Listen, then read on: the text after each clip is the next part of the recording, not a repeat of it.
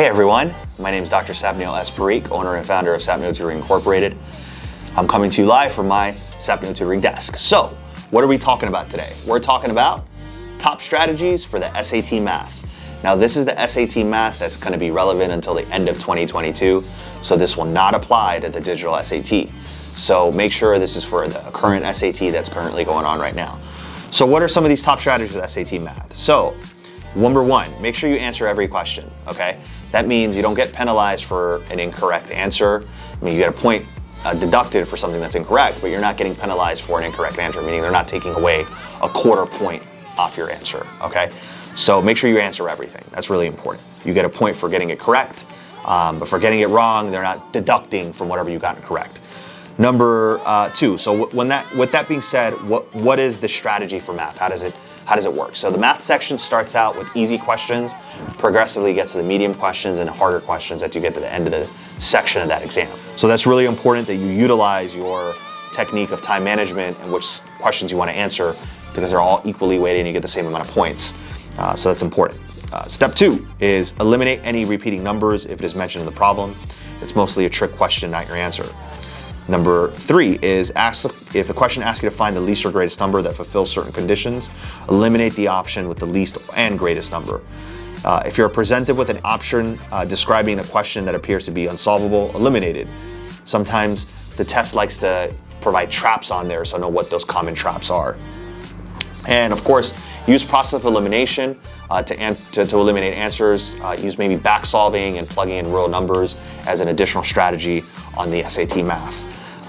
So we talked about plugging in real numbers in a previous video. We're going to talk about it now. What does that mean? So plugging in real numbers means using either the answer choices that are given or using numbers that you're comfortable working with based on what kind of word problem it is or what type of problem it is to figure out what that correct answer is going to be. Okay? I would say if you're going to pick your numbers, choose something like 5, 10, multiples of 100 or 50, something that's easily multiplied or divided by.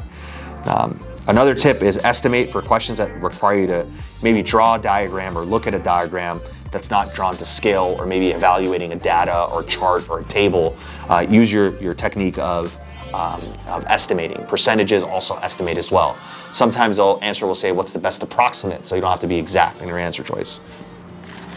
In word problems, another tip is to translate the math language, whether that's greater than or less than and equal to, or more than or less than, or at least or at most. These are all key definitions or key terms that we talk about. We'll come out with another important video on word problems and what it means to see when something's more than, or what something's less than, or what something's at most or at least, and how that applies in a word problem context for math. Just for right now, these are some important key things. Sum or more than means adding. Difference or less than means subtracting. Product of or times all means multiplication. Per means division, or quotient is division. Squares is sometimes referring to an exponent. Twice means 2 times. Is equal to or equals. A number will be such as a variable like x. Integers can be numbers without fractions or decimals. Consecutive integers will be 1, 2, 3, but sometimes they'll be written as x, x plus 1, x plus 2, x plus 3. Consecutive odd or even integers will be x, x plus 3, x plus 5, x plus 7. That's for even integers. And then for odd integers, it's going to be x, x plus 2, x plus 4, x plus 6.